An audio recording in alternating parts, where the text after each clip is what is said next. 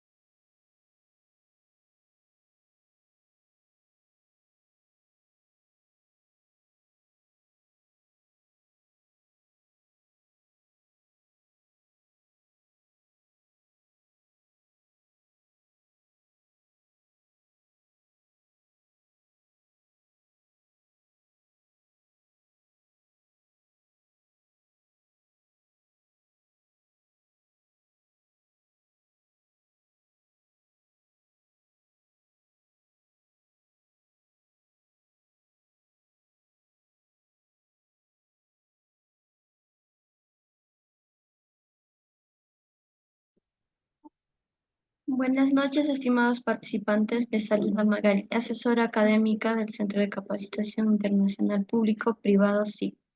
Agradezco la participación de cada uno de ustedes al Diplomado Internacional en Medicina Forense Veterinaria, con el módulo de necropsia y el informe forense en Medicina Veterinaria, con la ponente que es Medicina Veterinaria Zootécnica Jessica Esmeralda.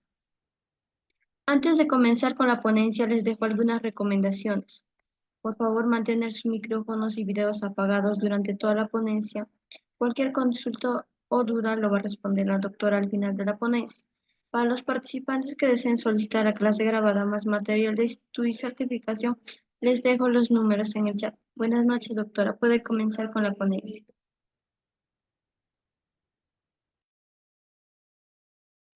Hola, buenas noches. ¿Me pueden confirmar si se escucha bien? Se escucha bien, doctora. Perfecto, gracias. Por ahí tenemos un audio. Doy unos segunditos para fijarnos quién es el del audio. Creo que ya se apagó. Y voy a compartir, si me permiten compartir la pantalla.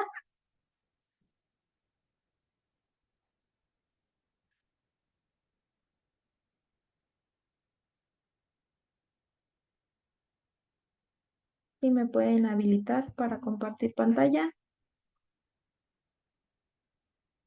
Listo. Sí, doctora, puede compartirla. Listo. Bueno, el día de hoy nosotros nos vamos a enfocar a hablar lo que es la necropsia legal y el informe forense en medicina veterinaria. Dentro de la agenda del día de hoy vamos a hablar de una pequeña introducción a lo que es la necropsia veterinaria, los procedimientos y la técnica de necropsia, la interpretación de los hallazgos necroscópicos, elaboración del informe forense y las aplicaciones forenses pues de la necropsia. Ahora, como introducción a la necropsia veterinaria, pues bueno, tenemos que es la incorporación de técnicas y procedimientos de, que debe de llevar una inspección microscópica y macroscópica. La finalidad de este va a ser para realizar un informe que esté completamente detallado sobre los hallazgos patológicos, las evidencias de las lesiones subclínicas, estimar los hechos, determinar las causas de la muerte, estimar un tiempo de deceso y pues ver, pues ahora sí lo principal sería establecer la causa de la muerte del cadáver y aquí pues para que sea veterinario, del animal no humano. Se debe llevar un orden sistematizado y se requiere pues del conocimiento básico de lo que es anatomía, fisiología, patología. Dentro de las consideraciones hay que tomar en cuenta que este procedimiento se debe de tomar una fijación fotográfica y esto debe de ser previo a realizar la necropsia. También nosotros vamos a fijarlo por medio de radiografías. Va a llegar el cadáver y voy a tomar radiografías. ¿Por qué? Porque me van a apoyar a darle fortaleza a mi carpeta de investigación. Entonces, cuando yo termine de hacer la necropsia, voy a tener esto de manera documentada. Y si me llegaran a pedir la imagen o la ilustración de alguna lesión, pues yo ya la voy a tener ahí. Sobre todo porque muchos de estos cadáveres no se llegan a conservar. El tiempo de conservación estimado en un caso debería de ser a veces hasta de un año de conservación del cuerpo en refrigeración, pero no todos, y la verdad es que desconozco que haya realmente un lugar que tenga almacenados los cadáveres de los animales. Hasta ahora yo no he encontrado a alguien que realmente pueda tener este tipo de almacenamiento. Entonces, por lo general, se acaba la necropsia, se desecha el cuerpo, ya se manda a cremar o se entierra, pero no dura mucho en lo que es la parte de la morgue, ¿no? Ahora, también cada una de las lesiones deben evaluarse según la historia clínica, antemortem y postmortem.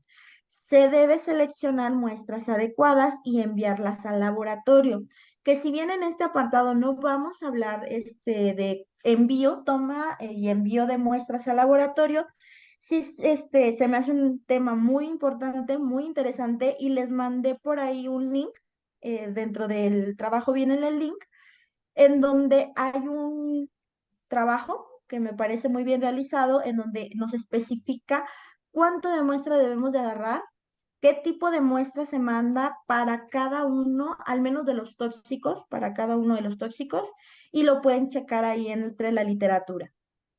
También hay que tomar en cuenta que cualquier médico veterinario puede realizar una necropsia. Cualquiera estamos capacitados para realizarla. Sin embargo, para hacer una necropsia forense, hay muchas veces que los peritos son más hacia el área de la legalidad y no de la medicina. Un perito veterinario también puede ser un licenciado en Derecho. Entonces, si él no sabe realizar una necropsia, puede hacerla con apoyo de un médico veterinario Y este médico veterinario va a tener que hacerla en presencia del perito para darle esa legalidad. Se va a preferir siempre que la realice un patólogo. Hasta yo como médico veterinario prefiero que el caso se lleve por un patólogo. ¿Por qué? Porque ellos tienen la experiencia y el ojo clínico para estas lesiones, este tipo de lesiones.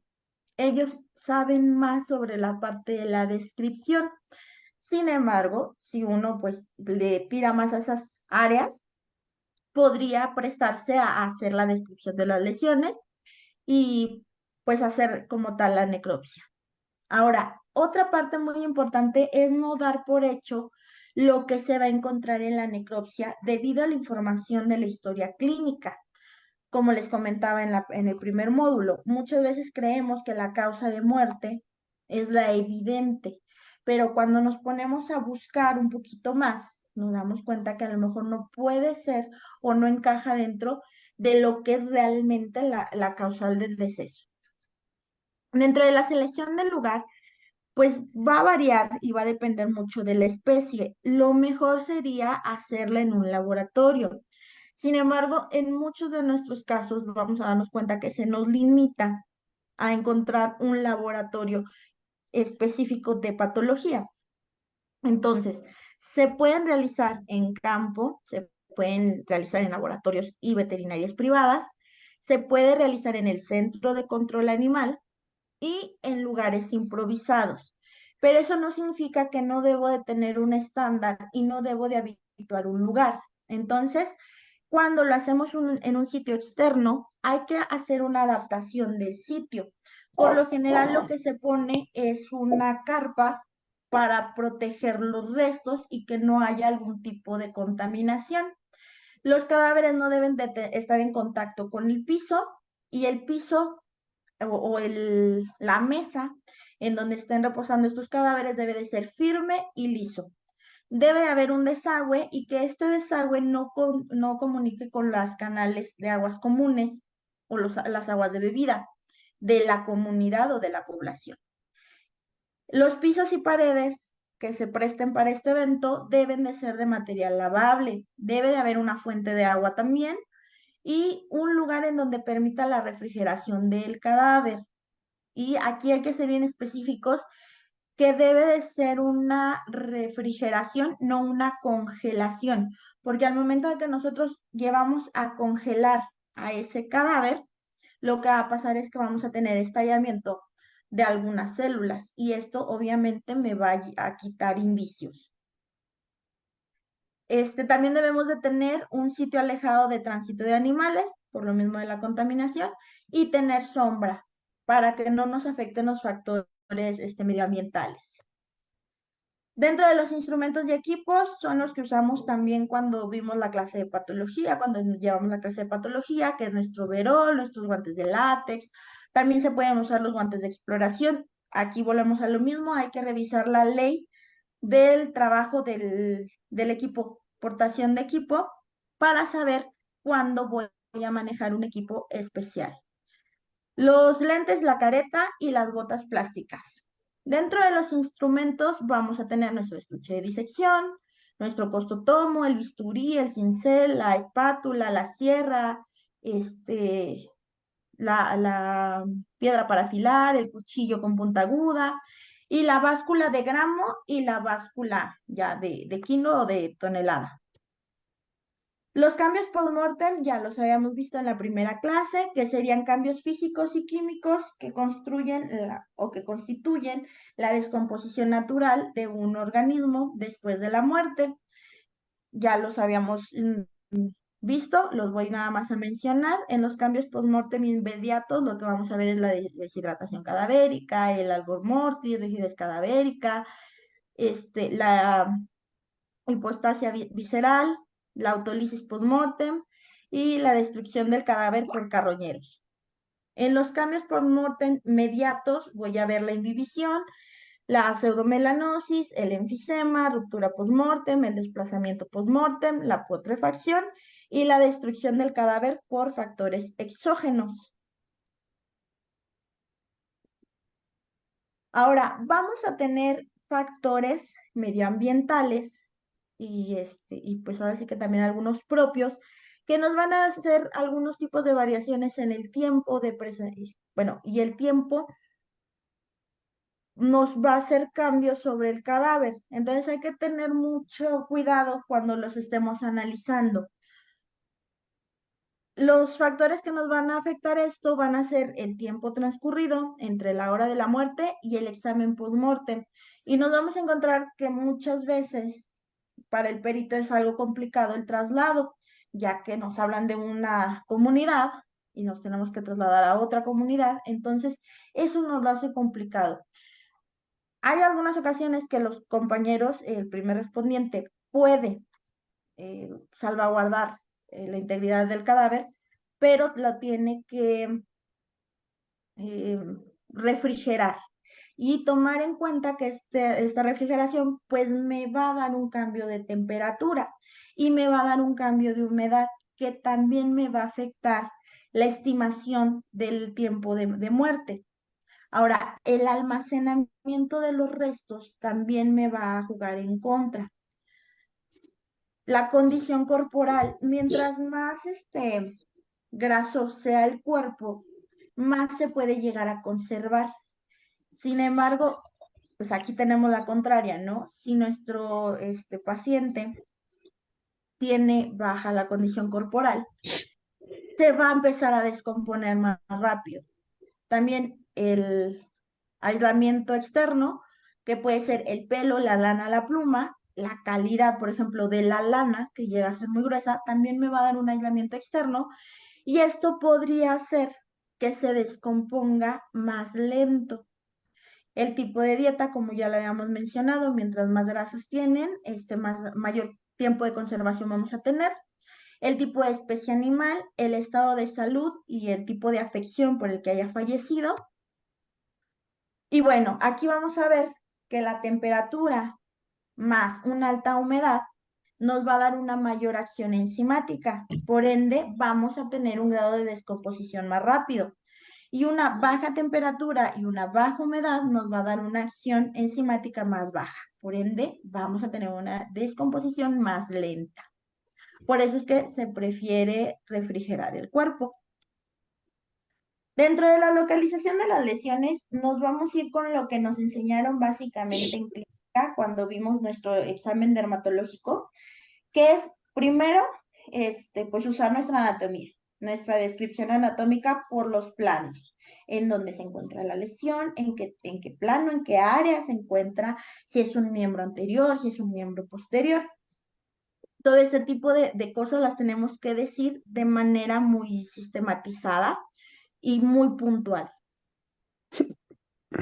Por ahí hay un audio prendido, doy unos segunditos para que revisen quién es el del audio. Creo que ya. Dentro de la descripción de las lesiones, pues bueno, va a consistir en enunciar las características morfológicas de los hallazgos en la necropsia. Es la base del diagnóstico morfológico.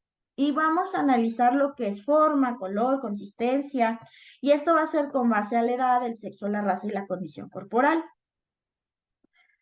La clasificación de las lesiones lo vamos a hacer por localización, por relación con otro tipo de lesiones o relación con nuestra historia clínica, el número y extensión de las lesiones, el tamaño y el peso del cadáver, la forma, la consistencia, el olor que llegan a desprender algunas lesiones también, la superficie de corte, si es un corte liso, si es irregular, si viene dentado, si está ulcerado. ¿Y por qué? Porque al final nosotros lo que vamos a hacer es una correlación de la gente con nuestra lesión. Y aquí nosotros vamos a ver la forma de la artefacto que pudo haber causado la lesión, los bordes, el tamaño, con la parte de la lesión en su forma, borde, tamaño, color, secreción y costra. Entonces vamos a hacer este comparativo y así es como podemos usar o podemos ver cuál fue el agente que fue utilizado para causar el daño o en alguno de los momentos pues causar el deceso. Dentro del procedimiento de necropsia es exactamente el mismo que ya nos enseñaron dentro de la carrera. Le vamos a hacer nada más una breve mención, pero básicamente es lo mismo. Lo primero que tenemos que hacer es sacar la reseña. Esto por lo general nos va a dar el primer respondiente o interrogatorio al tutor por parte del primer respondiente. Nosotros como peritos no vamos a hacer uso de ese tutor o de esa persona que vio el hecho. Lo va a hacer el primer respondiente. En caso de que nosotros llegáramos a interactuar con él, debemos de tener mucho cuidado de no viciar la historia o no dar lenguaje como que insinúe a la forma en que pasó el hecho, porque podríamos llegar a manchar la carpeta. O muchas veces que dicen, es que el vecino siempre envenena al perro, siempre pone veneno y ya nosotros lo anotamos en nuestra carpeta de investigación y sospecha, pues veneno. Entonces ahí nosotros ya nos estamos causando lo que pues, llamamos la vista de túnel y podríamos cerrarnos a que la causa del deceso pudo haber sido, por ejemplo, veneno, ¿no? Entonces, esto por lo general, la parte de la reseña, les comentaba, nos lo va a dar el primer respondiente, el cual nos va a hacer una pequeña relatoría de los hechos, un poquito de historia clínica, si llegara a sacarla del tutor, y de las condiciones del área, el macroclima y el microclima, que hubo en ese día a esa hora. Por lo general lo podemos revisar en lo que es el GPS o en la parte de alguna aplicación de climas. Dentro de eso también vamos a checar lo que es el individuo, en donde vamos a hacer nuestra identificación taxonómica del ejemplar, vamos a ver el fin zootécnico que tenía, la raza o la línea, el sexo, la edad, si llega a tener algún tipo de marca, de herraje, de microchip, sobre todo en los herrajes, fijarnos muy bien qué forma tienen y a quién puede pertenecer ese herraje. Cuando son por situaciones de robo de ganado, por ejemplo, es que los herrajes se vuelven muy importantes. Otros de los datos que vamos o podemos obtener son los fármacos administrados en el caso de que se sospeche de algún tipo de iatrogenia, las dosis a las que usó el doctor, las vías de administración, la frecuencia con la que se le dieron, las enfermedades concomitantes o el manejo realizado, porque muchas veces también nos toca en la clínica que quieren levantar una denuncia porque al perrito le pudo haber dado un paro cardíaco en una estética, ¿no? Al realizarle la estética.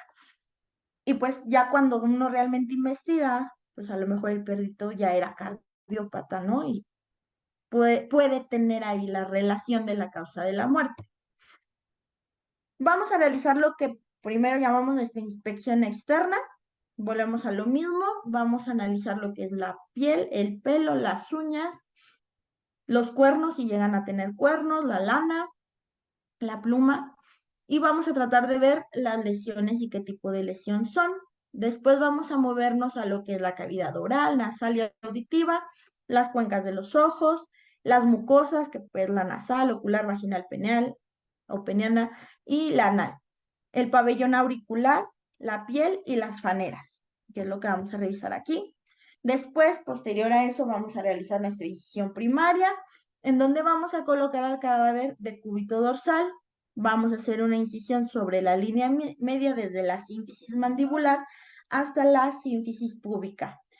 Si es macho, ya sabemos que tenemos que rodear el pene, el prepucio y el testículo para no dañar este aparato. Dentro de la inspección, pues al primer corte lo que vamos a hacer una inspección breve del subcutáneo, del músculo y de los linfonodos que se alcanzan a apreciar en esa área. Vamos a revisar si hay hematomas, qué tipo de coloración tiene, si tiene algún tipo de olor, si hay más lesiones y si hay material para extraer algún tipo de muestra, se extrae. En el músculo vamos a ver exactamente lo mismo, lo que vamos a observar, y en los linfonodos vamos a ver lo que son los linfonodos mandibulares, los cervicales, los superficiales, preescapulares, subescapulares, los inguinales, mamarios y pupitlios.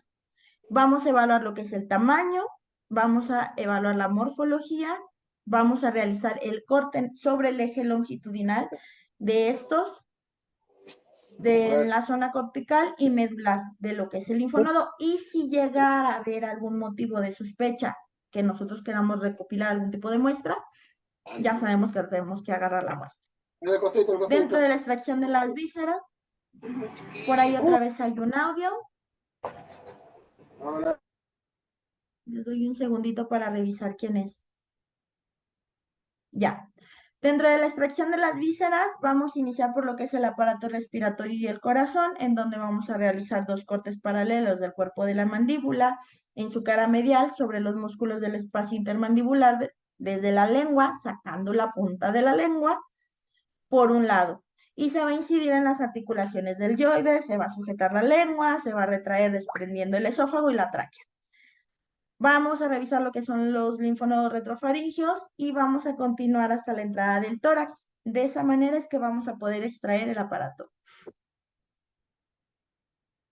El esófago lo vamos a separar de la tráquea, vamos a realizar un corte en la vena aorta y cava caudal para separar el corazón. El esófago lo vamos a separar de la tráquea, le vamos a poner una ligadura en la parte anterior, esto con el fin de conservar el líquido que se encuentra dentro del esófago y del estómago. ¿Por qué?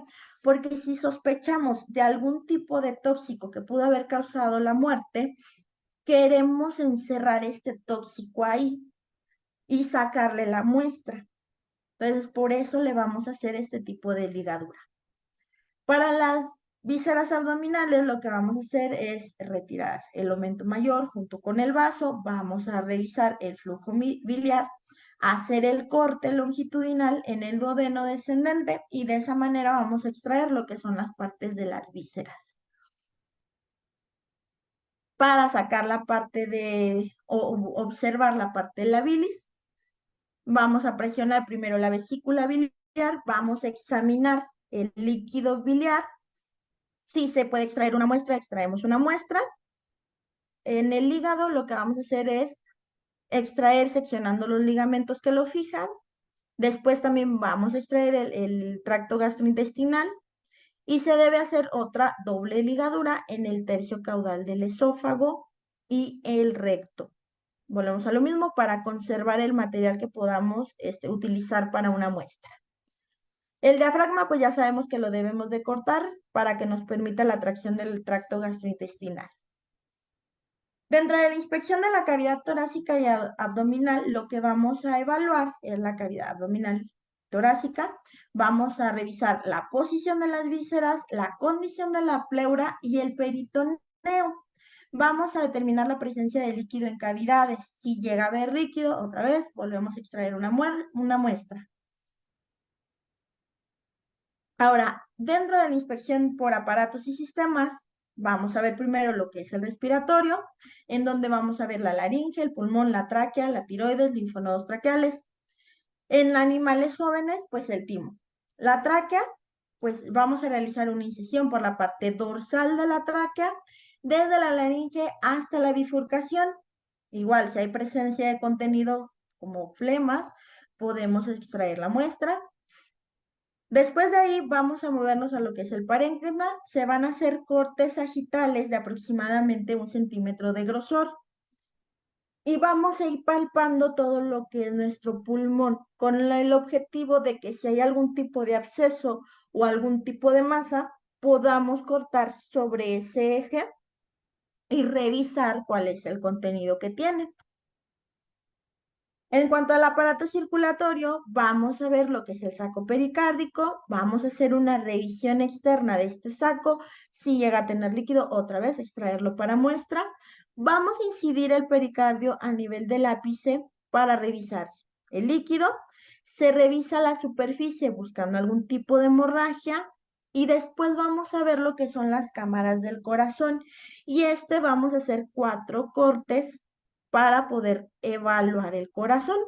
El primer corte va a ser paralelo al surco paracostal hasta el ventrículo derecho, aproximadamente 1 centímetro a la izquierda.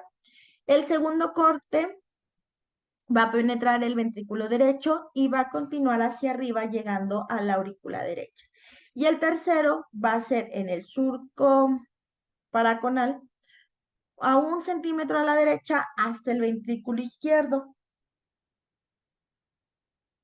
Y el cuarto va a ser de la aurícula derecha hasta la aurícula izquierda. Dentro de la inspección del vaso, lo que vamos a revisar pues es su morfología y se van a realizar cortes transversales para revisar la parénquima. Igual, vamos a palpar todo el vaso y si hay alguna zona que creamos de interés, esa zona es precisamente la que vamos a seccionar. Y en algún caso, pues ya escogerla para enviar al muestra. Dentro del aparato digestivo vamos a revisar lo que es la parte del páncreas. Vamos a hacer una revisión morfológica y también le vamos a realizar cortes transversales para revisar la integridad. Dentro de eso, pues vamos a tener los que son los monogástricos y los poligástricos, que como sabemos tienen su particularidad en el estómago, y los cortes que se tienen que realizar en estos van a ser por la curvatura mayor del estómago en ambos casos. Vamos a retirar el contenido que podamos encontrar. Aquí lo que se recomienda es que no solamente se extraigan los líquidos, si llegan a encontrar alimento en la parte del estómago, se extraiga todo como un bloque para poder hacer una mejor evaluación. Posterior a eso se va a lavar lo que es la mucosa y se va a revisar que no tenga hemorragias o que si pudiera llegar a tener hemorragias o algún tipo de petequia. Los linfonodos, pues ya vimos cómo se revisan, ya los estuvimos platicando. Después de los linfonodos vamos a cortar lo que es el mesenterio y se van a colocar los intestinos en forma de S sobre la mesa. Estos se van a abrir por el borde opuesto al mesenterio. Y ya como habíamos hablado, también los poligástricos se van a hacer por la curvatura mayor. Dentro de la inspección también vamos a ver lo que es el hígado y la vesícula biliar. El hígado se va a revisar por ambas caras y por los lóbulos, cada uno de los lóbulos. Se le va a realizar también una palpación en búsqueda de algún tipo de alteración y se realizan los cortes transversos en cada uno de los lóbulos, como en el caso de aquí, que tiene ya los cortes realizados. En cuanto a la vesícula biliar, ya habíamos hablado un poco de ella, que vamos a estar observando la parte del líquido primero. Después vamos a realizar el corte de la misma, que básicamente es por esta parte del lateral, ¿no? Lo vamos a tratar de abrir así. Si podemos extraer antes el líquido, sería pues lo mejor. Dentro del aparato urinario, pues vamos a ver primero la parte del riñón, en donde vamos a ver la evaluación morfológica. Después vamos a hacer el desprendimiento de la cápsula renal. Vamos a hacer un corte longitudinal del parénquima renal y al final, cuando tengamos nuestro corte mariposa, que también lo conocen como el corte mariposa, vamos a terminar haciendo cortes transversales para revisar exactamente que no tengan algún otro tipo de lesión. En cuanto a la vejiga, pues también la vamos a abrir. Si podemos extraer también orina, lo vamos a realizar. La inspección por aparatos, el aparato genital de la hembra se va a extraer cortando el ligamento suspensorio del ovario y el ligamento ancho del útero y se va a cortar la vagina lo más caudal al pubis. En el caso de las hembras que ya han sido esterilizadas, obviamente se va a poner esto en el reporte. Vamos también a observar lo que son el ovario y si llega a tener algún tipo de folículo, algún tipo de cuerpo lúteo o neoplasias. Vamos a realizar un corte longitudinal, al igual que en la vagina, del cuerpo del útero y de ambos cuernos uterinos. Esto también cuando,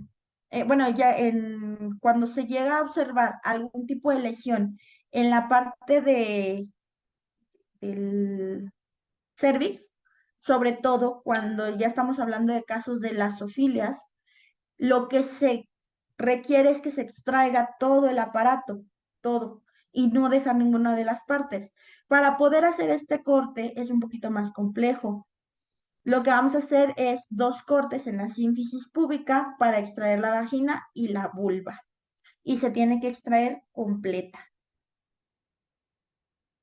Dentro del aparato genital del macho, Vamos a evaluar lo que es la próstata en una evaluación macroscópica. Para la uretra se va a realizar el corte del piso de la pelvis, se va a disecar con el tejido conjunto adyacente y hasta el meato. Vamos a realizar lo que es una incisión longitudinal para observar la superficie de corte y el color de la mucosa. Cuando estemos observando la parte del glande, vamos a realizar los cortes transversos para ver el cuerpo cavernoso. El testículo, pues se va a retirar la envoltura testicular, vamos a revisar lo que es el grosor, el cordón espermático y la morfología del testículo. Y también le pueden hacer los cortes transversales para revisar algunas otras patologías. Dentro del sistema musculoesquelético, de rutina las articulaciones que vamos a ver son la de los miembros y las de las costillas. Ese va a ser de rutina. Pero si sospechamos de alguna otra situación, vamos a hacer los cortes en los miembros. Este tipo de cortes transversales también son los que vamos a estar haciendo y se puede llegar a sacar también este líquido sinovial para su examinación. El encéfalo es una parte como más complicada de sacar y a veces cuando se está pensando en algún tipo de, por ejemplo, de rabia, de la enfermedad de la rabia, lo que se prefiere en algunos de los casos es cortar completamente la cabeza y mandarla a la institución que le compete la revisión de rabia. En México podría ser lo que es Zagarpa, los laboratorios de Zagarpa. Ahora, vamos a ver que también se necesita, pues ahora sí que el corte y la sierra específicas, no lo podemos hacer como con una cegueta nada más, si necesitamos los aparatos para poder realizar este tipo de corte. Podemos hacer una toma de muestra de líquido cefalorraquídeo de los centros nerviosos. Y bueno, la forma de incidir sería primero por la línea media sobre la piel de la cabeza, desde la región frontal hasta el tercio craneal del cuello, para separar la piel hasta exponer lo que es el arco cigomático. Vamos a realizar 3 cortes. El primero sería transversal a la línea que forma la comisura palpebral lateral hasta quedar paralelo al arco cigomático, que vendría siendo el primer corte. El segundo va a ser del foramen magno hasta la comisura palpebral. Y el tercero se va a repetir como el segundo. Entonces vamos a hacer una especie de triángulo y de esta manera vamos a lograr exponer la parte del cerebro. Dentro de eso, pues vamos a ver también la inspección del ojo. Sabemos que también de ahí podemos tener mucha información y que también de ahí podemos extraer algunos tipos de muestras. Deben colocar el fijador antes de lo posible, porque como sabemos, la deshidratación es la primera parte que vamos a ver en un cadáver. Y al momento de que tenemos la deshidratación, pues obviamente va a obstaculizar con la parte de nuestros indicios. Así que en cuanto llegue, si sospechamos que alguna afección puede tener en los ojos, lo que hacemos es extraerlos de inmediato. Se va a separar la piel por medio de una incisión oval alrededor de los párpados, iniciando por la comisura lateral del ojo, para exponer así su órbita.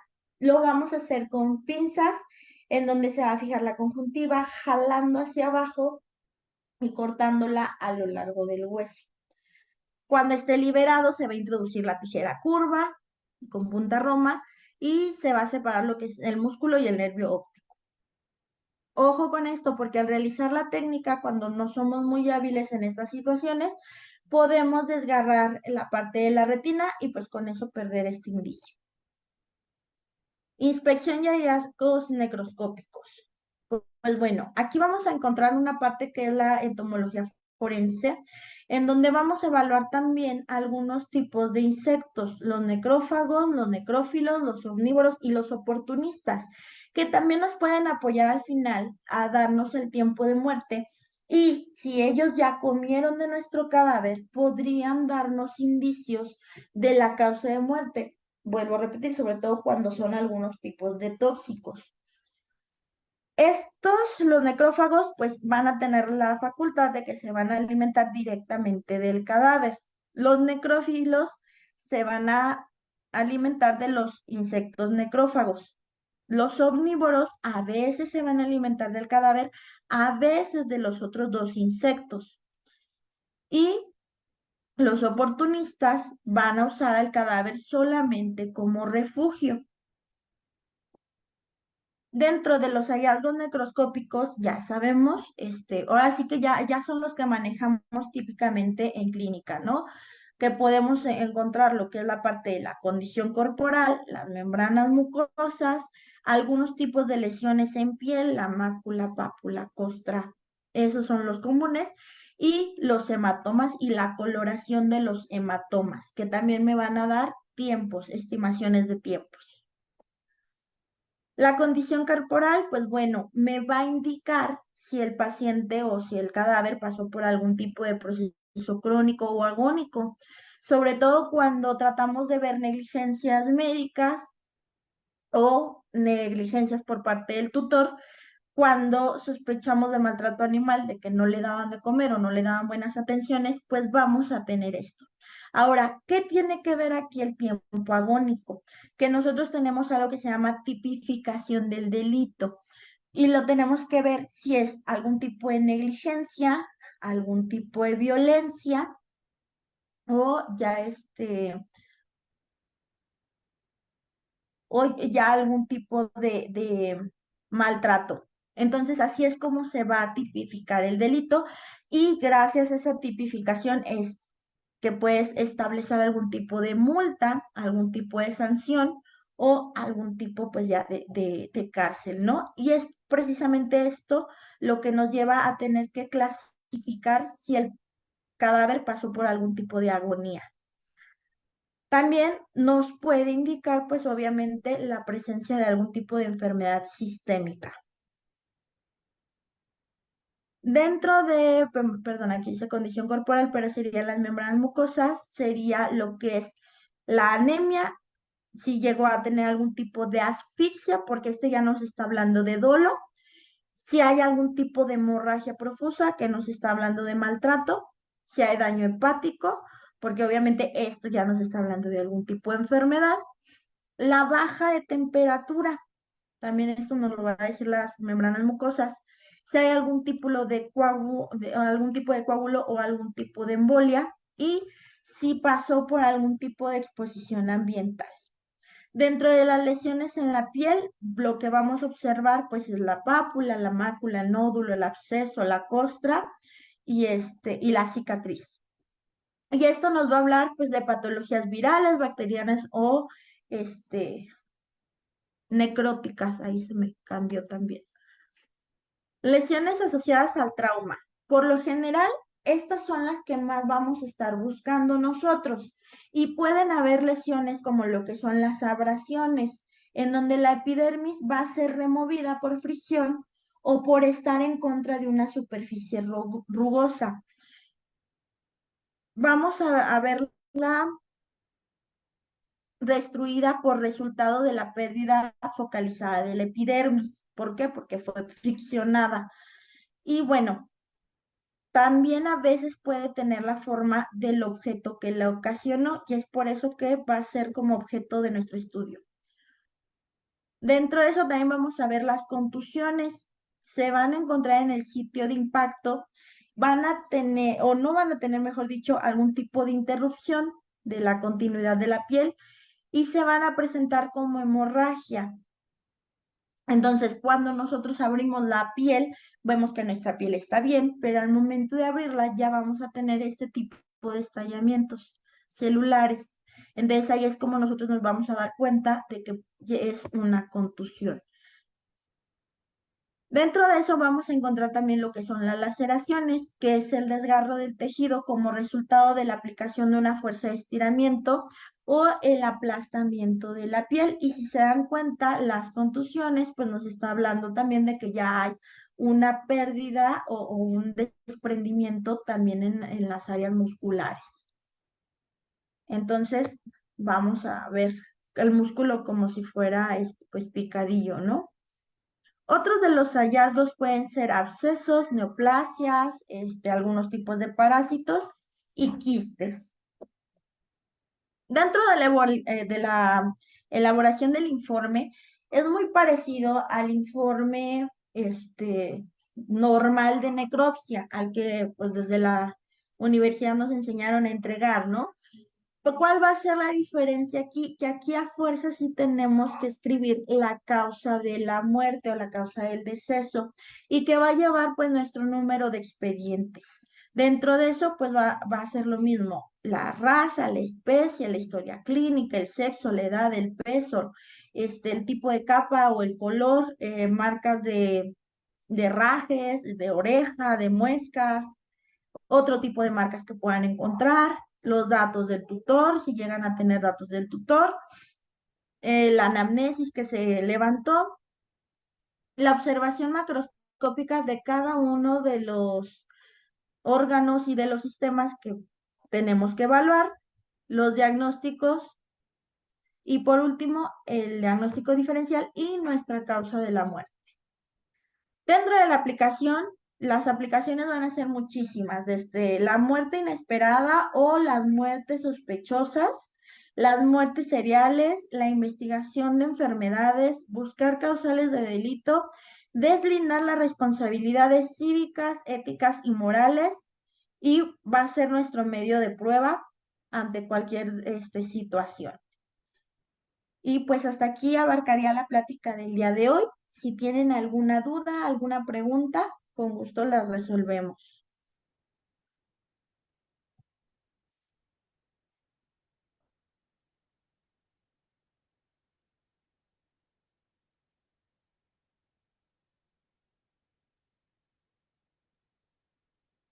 ¿No hay ninguna duda?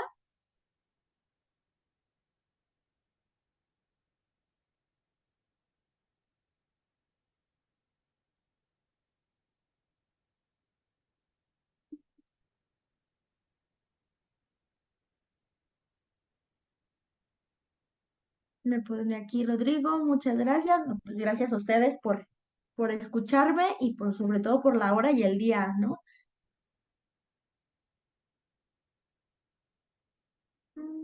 ¿Alguna otra duda, pregunta?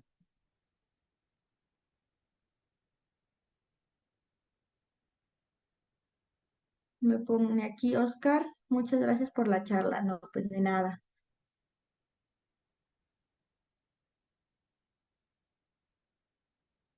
Rodrigo Díaz me pone, es importante tener conocimientos sobre estas situaciones. Sobre la necropsia, sí. O sea, si yo quiero ser perito veterinario y si yo me quiero dedicar a estas situaciones, yo debo de tener conocimiento. Aquí, bueno, si de tronco ya llevamos la parte de la medicina veterinaria, pues ya es el gane. Pero sí nos ha tocado que hay peritos veterinarios que se dedican más a la rama del derecho que no tienen ni idea de por qué se puede, pues hacer algún tipo de lesión. O por ejemplo, en las contusiones, los golpes contusos, que no, ellos como que no tienen la dimensión de que un golpe en la cabeza puede causar tanto trauma. Entonces, aquí es donde ellos pues, se avalan del patólogo, ¿no? Sí es importante, ¿por qué? Porque todas estas lesiones yo se las voy a entregar al juez y volvemos a lo mismo, se va a hacer la tipificación del delito. ¿Por qué? Porque no es lo mismo que yo haya cometido un delito por imprudencia que a que yo lo haya cometido con la hazaña. Y cada una de estas lesiones me va a ir determinando por qué fue, si fue por negligencia o si fue por saña.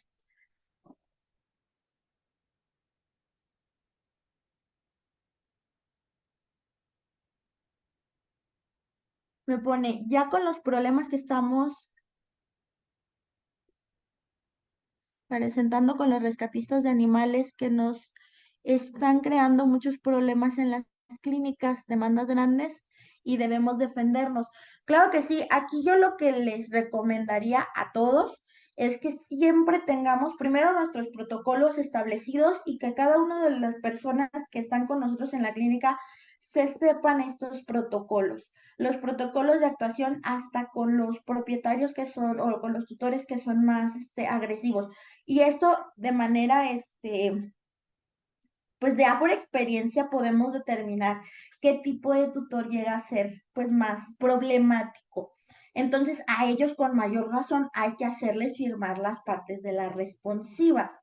Cuando nos encontramos a veces con estos rescatistas, algo que nos pasa es que ellos creen que saben mucho sobre materia de bienestar animal y muchas veces hasta nos van a criticar por la forma en la que agarramos al perro y nos van a decir, es que ese es mal manejo, pero si nosotros tenemos todos nuestros documentos que avalan que nosotros lo estamos haciendo con conocimiento, entonces no tendría por qué haber algún tipo de problema.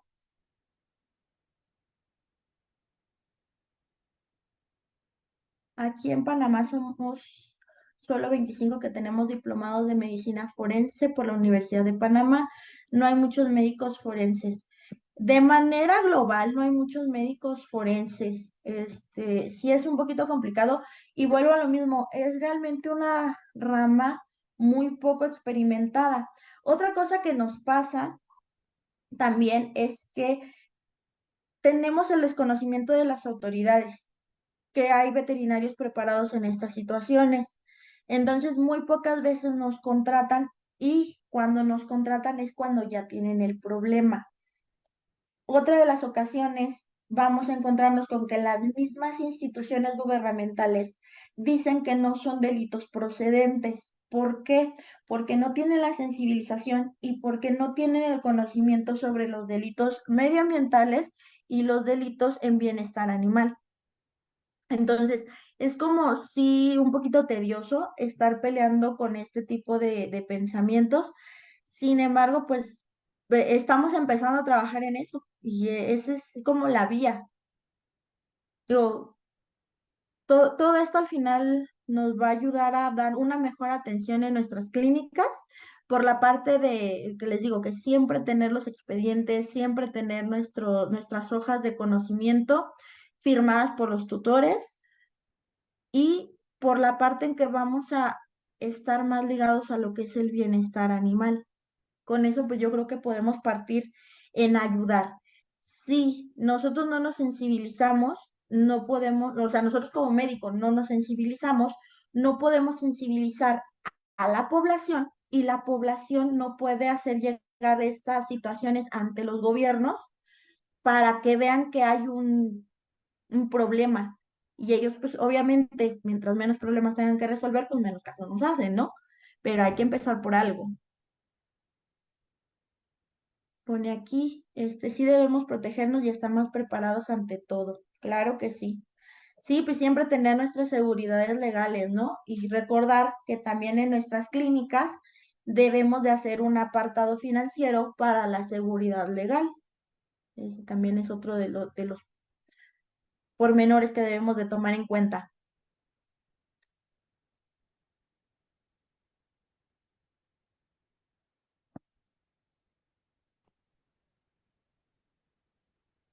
Mm, ¿Hay alguna otra duda, alguna otra pregunta?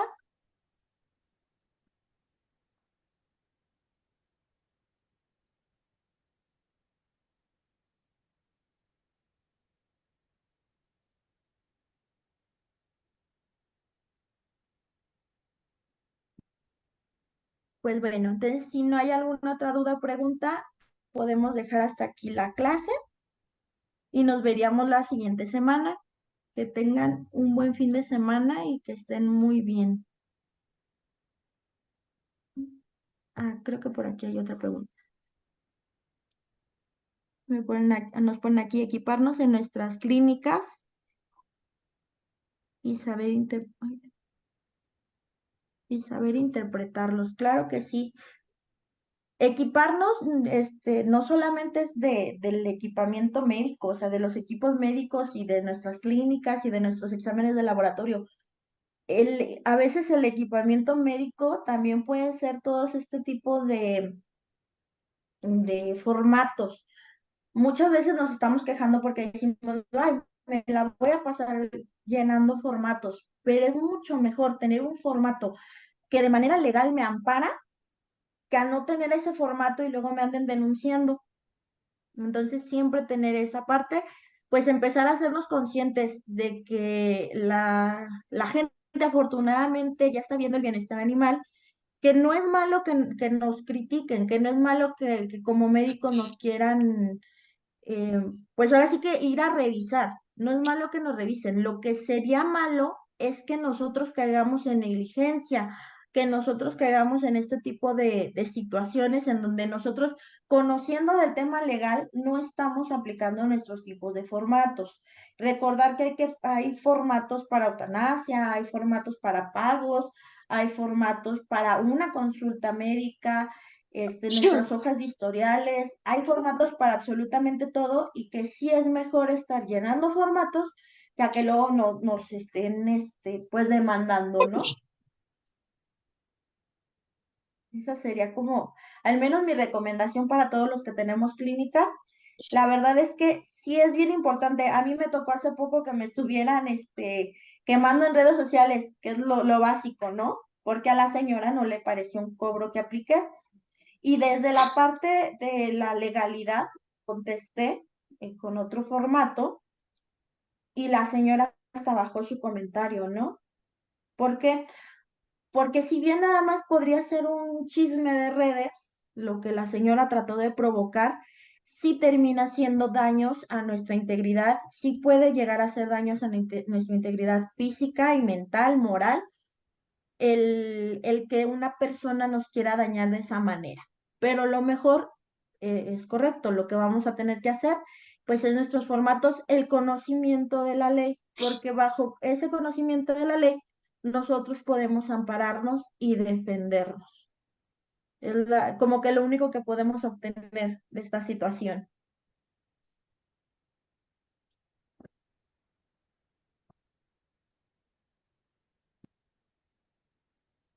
Y bueno, ahora sí, sí, ya no hay alguna otra duda, aclaración o situación. Entonces nos veríamos la próxima semana. Muchas gracias por la atención. Hasta luego.